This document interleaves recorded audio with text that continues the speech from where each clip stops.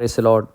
കർത്താവും രക്ഷിതാവുമായ യേശു ക്രിസ്തുവിൻ നാമത്തിൽ അവർക്കും സ്നേഹ വന്ദനം അറിയിക്കുന്നു.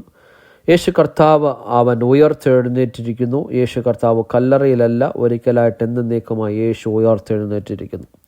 യേശു ലോകത്തിൻ്റെ രക്ഷകനാണ്. യേശു ആദ്യനും അന്ത്യനുമാണ്. യേശുവിന് നമ്മെ മറ്റാരും അറിയുന്നതിനെക്കാട്ടിലും നന്നായി നമ്മെ അറിയുന്ന വ്യക്തിയാണ് കർത്താവായ യേശു ക്രിസ്തു.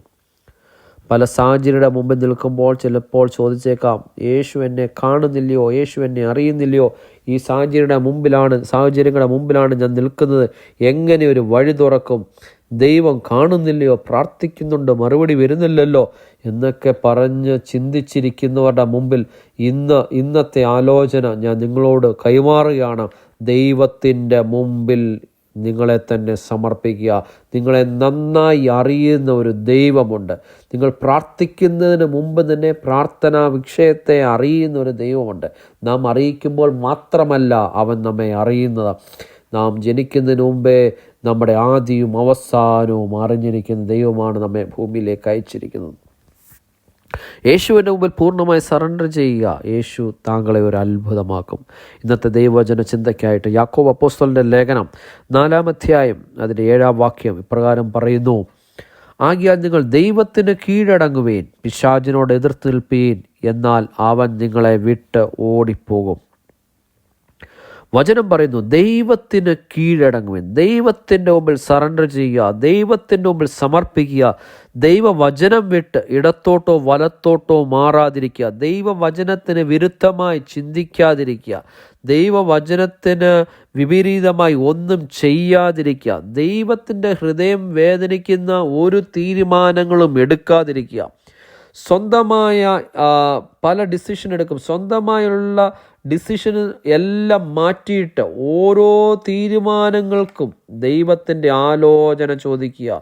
തീരുമാനങ്ങൾ എടുക്കുന്നതിന് മുമ്പ് ദൈവത്തോട് ചോദിക്കുക, ഞാൻ ഇങ്ങനെ ഒരു ആഗ്രഹം എൻ്റെ അകത്തുണ്ട്, അത് ദൈവത്തിൻ്റെ പദ്ധതിയാണോ? ഇന്ന് പലപ്പോഴും പല തീരുമാനങ്ങളും എടുത്ത് അവസാനം യാത്ര പുറപ്പെടുന്നതിന് മുമ്പാണ് ദൈവത്തിൻ്റെ മുമ്പിൽ സമർപ്പിക്കുന്നത്. ഞാൻ പോകുക, എൻ്റെ കൂടെ ഇരിക്കണം കർത്താവ് എന്ന് അവസാനമാണ് ദൈവത്തെ ക്ഷണിക്കുന്നത്. എന്നാൽ ഞാൻ ഇന്ന് നിങ്ങളെ ഓർമ്മപ്പെടുത്തുകയാണ്, ദൈവത്തിൻ്റെ മുമ്പിൽ ആദ്യം സമർപ്പിക്കുക. വിഷയങ്ങൾ, പ്രാർത്ഥനാ വിഷയം അല്ലെങ്കിൽ എന്ത് തീരുമാനമാണ് എടുക്കേണ്ടത്, അത് ദൈവത്തിൻ്റെ മുമ്പിൽ ആദ്യം സമർപ്പിക്കുക. ദൈവത്തിൻ്റെ ആലോചന പ്രകാരം തീരുമാനങ്ങൾ എടുക്കുക.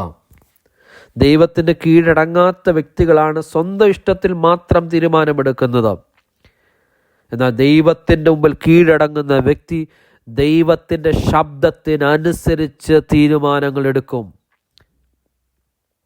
ഏത് യൂണിവേഴ്സിറ്റിയിൽ പഠിക്കണമെന്നും, ഏത് കോഴ്സ് സെലക്ട് ചെയ്യണമെന്നും, ഏത് രാജ്യത്ത് പോകണമെന്നും സ്വന്തമായി തീരുമാനമെടുക്കുന്നതിന് മുമ്പ് ദൈവത്തിൻ്റെ ആലോചന ചോദിക്കുക. അങ്ങനെ ദൈവത്തിൻ്റെ ആലോചന പ്രകാരം നടക്കുന്ന വ്യക്തി ഇടയ്ക്ക് വെച്ച് വീണ് പോകത്തില്ല, ഇടയ്ക്ക് വെച്ച് തകർന്നു പോകത്തില്ല. എവിടെയാ ദൈവം അയച്ചത് അവിടെ ദൈവം ഫലമുള്ളതാക്കി മാറ്റും. അവിടെ ദൈവം ഫലമുള്ള വൃക്ഷം പോലെ നിർത്തും. അനേകർക്ക് ഉപകാരപ്രദമായ രീതിയിൽ ദൈവം നിർത്തും. എന്നാൽ സ്വന്തം വിവേകത്തിൽ ഊന്നിയാൽ, സ്വന്തം കഴിവിൽ ആശ്രയിച്ചാൽ അത് സക്സസ് ആകണമെന്നില്ല, അത് പൂർണ്ണമായ ഫലം കായ്ക്കണമെന്നില്ല. ഞാൻ ഉറപ്പോടെ ഞാൻ വീണ്ടും ഓർപ്പിക്കുന്നു, പ്രിയമുള്ളവരെ, ദൈവത്തിൻ്റെ മുമ്പിൽ കീഴടങ്ങുക എന്ന് പറഞ്ഞാൽ ഞാൻ എന്നെ തന്നെ സമർപ്പിച്ച് ഞാൻ എൻ്റെ കാര്യം നോക്കുന്ന ഒരു ദൈവമുണ്ട് എന്ന് വിശ്വസിച്ച് അവനിൽ ആശ്രയിക്കുക. ദൈവഹിതപ്രകാരം മാത്രം ചെയ്യുന്ന വ്യക്തിയാണ് ദൈവത്തിന് കീഴടങ്ങുന്ന വ്യക്തി. യേശു ദൈവപുത്രനാണ്. ദൈവം അയച്ചിട്ട് വന്നതാണ് കർത്താവായ യേശു ക്രിസ്തു. 30 വയസ്സ് വരെ താൻ മാതാപിതാക്കൾക്ക് കീഴടങ്ങിയിരുന്നു. തൻ്റെ വളർത്തു പിതാവായ യോസഫിൻ്റെ കൂടെ താൻ ആശാരിപ്പണി ചെയ്ത് ജീവിച്ചു. എന്നാൽ 30-ാം വയസ്സിൽ സ്വർഗീയ പിതാവിൻ്റെ ഇഷ്ടത്തിന് വിശുദ്ധ സ്നാനം സ്വീകരിച്ചപ്പോൾ സ്വർഗം ഓപ്പണായി. സ്വർഗം യേശുവിൻ്റെ മുമ്പിൽ ഓപ്പണായി. യോഹന്നാൻ സ്നാപകനാൽ യേശു സ്നാനമേറ്റ് ഇറങ്ങിയപ്പോൾ സ്വർഗം ഓപ്പണായി. ഇപ്രകാരം ഒരു ശബ്ദം കേട്ടു: ഇതാ ഇവൻ എൻ്റെ പ്രിയപുത്രൻ, ഇവനിൽ ഞാൻ പ്രസാദിച്ചിരിക്കുന്നു. ദൈവത്തിൻ്റെ ഇഷ്ടത്തിനനുസരിച്ച് തലകുനിക്കാൻ റെഡിയാണോ? ദൈവത്തിൻ്റെ ഇഷ്ടത്തിനനുസരിച്ച് കീഴ്പ്പെടാൻ, ദൈവസന്നിധിയിൽ കീഴ്പ്പെടാൻ തയ്യാറാണോ? സ്വർഗം ഓപ്പണാകും. എന്നിട്ട് സ്വർഗത്തിൽ നിന്ന് പറയുന്നത് ഇവനെ എനിക്ക് അറിയത്തില്ല എന്നല്ല പറയുന്നത്, ഇവൻ എൻ്റെ പ്രിയപുത്രനാണെന്നാണ് പറയുന്നത്. ഇന്നെന്നെ ശ്രദ്ധിക്കുന്ന ദൈവജനമേ, ദൈവത്തിൻ്റെ ആലോചനയ്ക്ക് കീഴടങ്ങുവാൻ തയ്യാറാണോ? മാനുഷികമായ ഒത്തിരി പ്രതികൂലങ്ങൾ കാണും. എന്നാൽ മാനുഷികമായ ലോകം പറയുന്ന വാക്കുകൾ വകവെക്കാതെ ദൈവത്തിൻ്റെ ഇഷ്ടത്തിന് തൻ്റെ ഇടത്തോടെ നിൽക്കാൻ തയ്യാറാണോ? ദൈവം താങ്കൾ എവിടെയാ തൻ്റെ ഇടത്തോടെ ദൈവത്തിന് വേണ്ടി നിന്ന് അവിടെ മാത്രമല്ല, ലോകത്തിനു മുമ്പിൽ താങ്കളെ ദൈവം മാനിച്ചുയർത്തും. ഹല്ലേലൂയ. തൻ്റെ ഇടത്തോടെ യേശുവിന് വേണ്ടി നിൽക്കുക.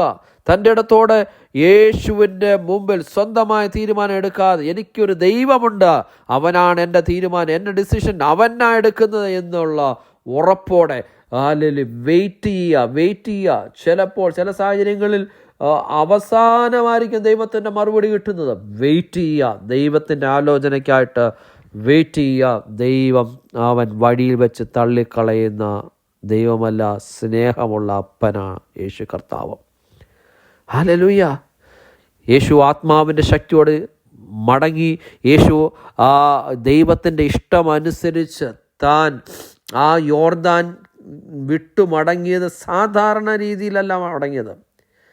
ആശാരി പണിക്കാരനായിട്ടല്ല യേശു പിന്നെ കയറിയത്. യേശു ആത്മാവിൻ്റെ ശക്തിയോടെ യോർദാൻ വിട്ടു മടങ്ങി. ആത്മാവിൻ്റെ ശക്തിയോട് നടന്ന യേശു കർത്താവ് രോഗികളെ സൗഖ്യമാക്കുകയും മരിച്ചവരെ ഉയർപ്പിക്കുകയും അത്ഭുതങ്ങളും അടയാളങ്ങളും ചെയ്യുകയും ചെയ്തു.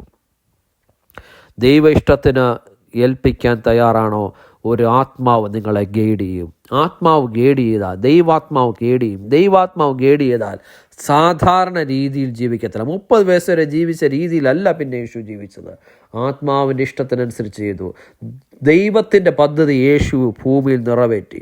രോഗികളെ സൗഖ്യമാക്കിയും അത്ഭുതങ്ങളും അടയാളങ്ങളും ചെയ്തും ശൂന്യമായ പടകനെ നിറച്ചും അസാധ്യങ്ങളെ സാധ്യമാക്കിയും യേശു രാജാവായിട്ട് ഭൂമിയിൽ നിന്നു. ഹല്ലേലൂയ. ഇന്നെന്നെ ശ്രദ്ധിക്കുന്ന ദൈവജനമേ, ഏത് സാഹചര്യമാണോ, ഏത് തീരുമാനങ്ങളാണ് എടുക്കാൻ ഭയപ്പെട്ടിരിക്കുന്നത്, നിങ്ങൾ ഭയം അവിടെ മാറ്റിവെക്കുക. തീരുമാനങ്ങൾ എടുക്കാൻ വരട്ടെ. ദൈവത്തിൻ്റെ ആലോചന ചോദിക്കുക. ദൈവത്തിൻ്റെ ആലോചനയ്ക്കനുസരിച്ച് തീരുമാനങ്ങൾ എടുക്കുക. ദൈവശബ്ദത്തിന് വേണ്ടി വെയിറ്റ് ചെയ്യുക. ഹല്ലേലൂയ. ദൈവശബ്ദത്തിനായിട്ട് വെയിറ്റ് ചെയ്യുക. ശമൂവേൽ ബാലൻ ദൈവത്തിൻ്റെ ശബ്ദം കേട്ട് ആ ദൈവത്തിൻ്റെ ശബ്ദം ആണെന്ന് മനസ്സിലാക്കി കഴിഞ്ഞപ്പോൾ അടിയനിതാ എന്ന് പറഞ്ഞ് സമർപ്പിച്ചതുപോലെ ദൈവസന്നിധിയിൽ മുട്ടുമടക്കാൻ തയ്യാറാണോ? ദൈവത്തിന് കീഴടങ്ങാൻ തയ്യാറാണോ? ദൈവം മാനിച്ച് ഉയർത്തും. അവൻ വാലല്ല തലയാക്കി മാറ്റും. ദേശത്തിന് മുമ്പിൽ വാലായിട്ടായിരിക്കും ഇപ്പോൾ നടക്കുന്നത്, എന്നാൽ രാജ്യത്ത് തലയാക്കി ദൈവം മാനിക്കും. ഹല്ലേലൂയ. പിന്നീട് പറയുന്നത്, പിശാചിനോട് എതിർത്ത് നിൽപ്പീൻ, എന്നാൽ അവൻ നിങ്ങളെ വിട്ട് ഓടിപ്പോകും. പിശാചിൻ്റെ തന്ത്രങ്ങളോട് എതിർത്ത് നിൽപ്പീൻ, അവൻ ഓടിപ്പോകും. 8-ാം വാക്യം പറയുന്നു, ദൈവത്തോടടുത്ത് ചെല്ലുവീൻ, എന്നാൽ അവൻ നിങ്ങളോട് അടുത്തു വരും. ഹല്ലേലൂയ. അടുത്ത് ചെല്ലുവിൻ. യേശുവിൻ്റെ അടുക്കിലേക്ക് അടുത്ത് ചെല്ലുക. അവൻ നിങ്ങളുടെ അടുക്കിലേക്ക് അടുത്ത് വരും. ഹല്ലേലൂയ. ആരൊക്കെ മാറിപ്പോയാലും, ആരൊക്കെ ഉപേക്ഷിച്ചാലും, ആരൊക്കെ തള്ളിക്കളഞ്ഞാലും യേശുവിൻ്റെ അടുക്കിലേക്ക് ചെല്ലുക. അവൻ അരികിൽ വന്നു കഴിഞ്ഞാൽ അവൻ പടകിലുണ്ടോ? ലജ്ജിച്ചു പോകത്തില്ല, പടക് നിറയും. അവൻ കൂടുണ്ടോ? തകർന്നു പോകത്തില്ല, അനുഗ്രഹിക്കപ്പെടും. യേശു കൂടുണ്ടെങ്കിൽ യേശുവുള്ള ഭവനം അനുഗ്രഹമുള്ള ഭവനമായി മാറും. ആമേൻ. കർത്താവായ യേശു ക്രിസ്തു നിങ്ങളെ അനുഗ്രഹിക്കട്ടെ. ഈ വചനത്തിൻ്റെ മുമ്പിൽ കർത്താവിൻ്റെ മുമ്പിൽ ഒന്ന് ഏൽപ്പിച്ചു കൊടുക്കാൻ തയ്യാറാണോ? കർത്താവ് അത്ഭുതമാക്കും. യേശുവിൻ നാമത്തിൽ കർത്താവെ, ഞാൻ പ്രിയപ്പെട്ടവർക്ക് വേണ്ടി പ്രാർത്ഥിക്കുന്നു. ഇന്ന് വചനം കേട്ട പ്രിയ ദൈവമക്കളെ ഞാൻ യേശുവിൻ നാമത്തിൽ അനുഗ്രഹിച്ച് പ്രാർത്ഥിക്കുന്നു. ഇവരുടെ ആവശ്യങ്ങളിൽ ദൈവത്തിൻ്റെ പ്രവൃത്തി നടക്കട്ടെ. ഇവരുടെ ആഗ്രഹങ്ങളിൽ ദൈവത്തിൻ്റെ പ്രവൃത്തി നടക്കട്ടെ. യേശുവിൻ നാമത്തെ ബ്ലസ് ചെയ്യുന്നു, വിടുതലയച്ച് പ്രാർത്ഥിക്കുന്നു. കർത്താവ് ചെയ്തതിനായിട്ട് നന്ദി. യേശുവിൻ നാമത്തന്നെ പിതാവേ. ആമേൻ, ആമേൻ, ആമേൻ. കർത്താവായ യേശു ക്രിസ്തു നിങ്ങളെ ധാരാളമായി അനുഗ്രഹിക്കട്ടെ. God bless you all. Amen.